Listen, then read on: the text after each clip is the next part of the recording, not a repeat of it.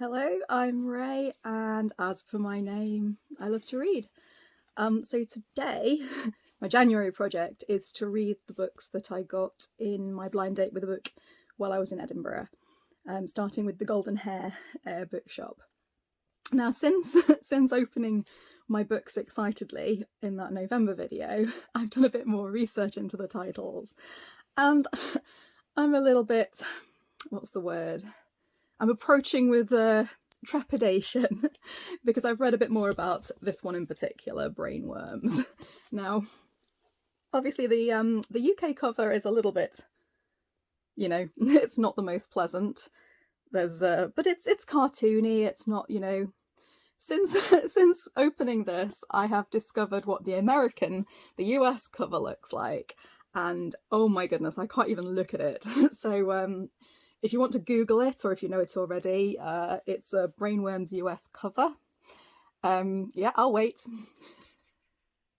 But don't say I didn't warn you. It's pretty gruesome. Anyway, so after seeing the US cover, I was a little bit taken aback. I can't even look at it. It's horrible.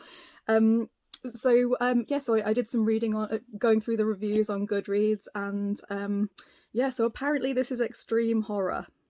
Now, one of the good things about this is that the Pop Sugar Challenge 2024 has one of the prompts is to read a book from a genre or category that you usually avoid like the plague. So this will be one for that. But there's a reason why I avoid it, because I'm sensitive. But also curious. So at the end of the day, I think the curiosity is going to win out. So this is book one of the Golden Hare blind date with books, and I'm going to go for it. Fortunately, I've recruited a couple of friends to suffer with me. So my friends Jessie and Janet are going to be reading along too, so I'll be finding out what they think along the way. I'm just hoping it doesn't traumatize me for life. But it's good to try something different every now and again. And I'm reading a horror book at the moment called Our Share of Night by Mariana Enriquez, and that's got some pretty shocking stuff in it along the way, and I'm enjoying it as a book, so fingers crossed this will be one the same. From the author of Tell Me I'm Worthless, a searing body horror novel of obsession, violence and pleasure.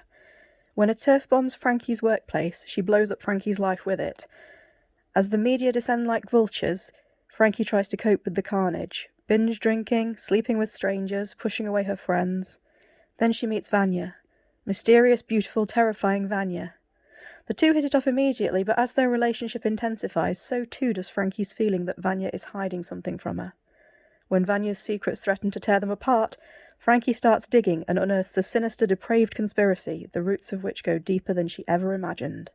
Shocking, grotesque, and downright filthy, Brainwyrms confronts the creeping reality of political terrorism while exploring the depths of love, pain, and identity.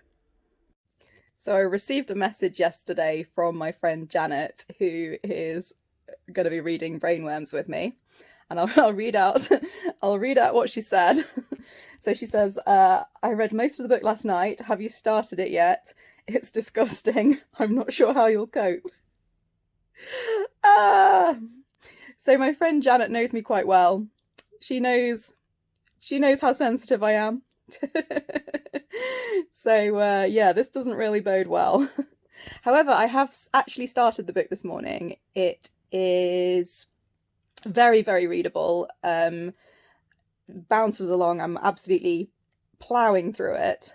There's quite a lot of explicit sex, but that just is what it is. No worms have been involved as of this moment. I understand it gets worse. So so far, like I say, I remain completely curious as to where the story's going to go. Although, like I say, from Janet's comments, it's going to be an interesting one. She also said, I actually really like the writing style. The story is kind of addictive, even though it's minging, and it's like picking a scab. So yeah, it's difficult to say I'm looking forward to it after these kind of comments, but I am exploring a different, like I say, I'm exploring a different genre. I'm keeping an open mind, and I am very impressed by the storytelling so far. The you can zip through it because it's almost, even though it's not, I don't think it's actually told in the first person, but it feels very stream of consciousness, even though it isn't. So yeah, let's see how this pans out.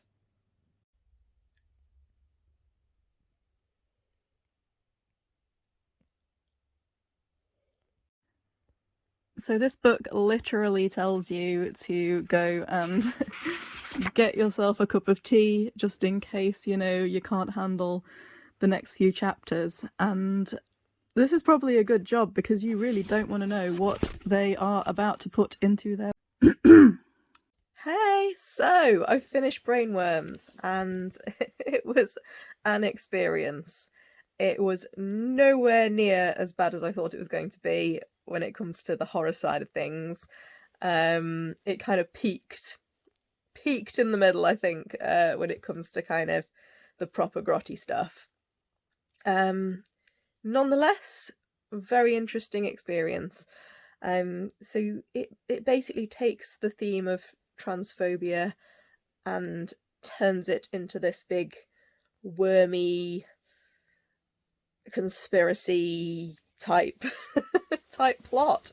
And although I didn't like, so as a satire, I've read better, but it did give you that horrible claustrophobic feeling of oppression. And that's quite effective at, kind of producing a point of view and kind of, getting kind of what it feels like across.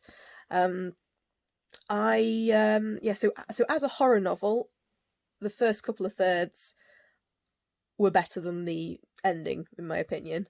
You kind of lose a bit of, so you really do kind of follow along this particular kind of narrative, these two characters that you're wanting to know what happens to, and it gets a little bit more dilute in the final third, and that took me out of the story a bit. Also, it gets a little bit cartoony, and there wasn't a lot of subtlety to it, if you get what I'm saying. Yeah, I coped. I was fine with it. I would say all the triggers, though, if you've got any particular triggers, it'll be in this book. She goes in, she goes hard, and yeah, it's a ride. I'm very glad to have taken a trip out of my comfort zone to read something a bit different, because I'd never have picked it up based on the cover. Mainly, is it because of the worms? Yeah, it's because of the worms.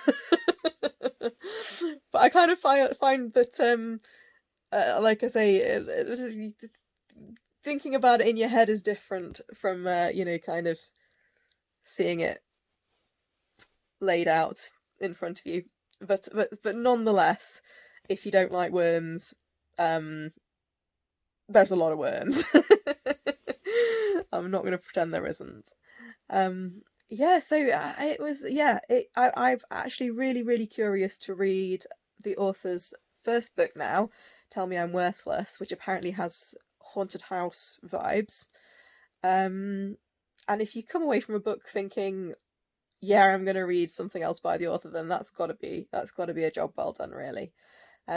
So thank you to the Golden Hare for for the interesting experience. My next blind date is going to be this one. I'm a Fan by Sheila Patel. If there's worms in this one too, then then I'm going to be having words with the management.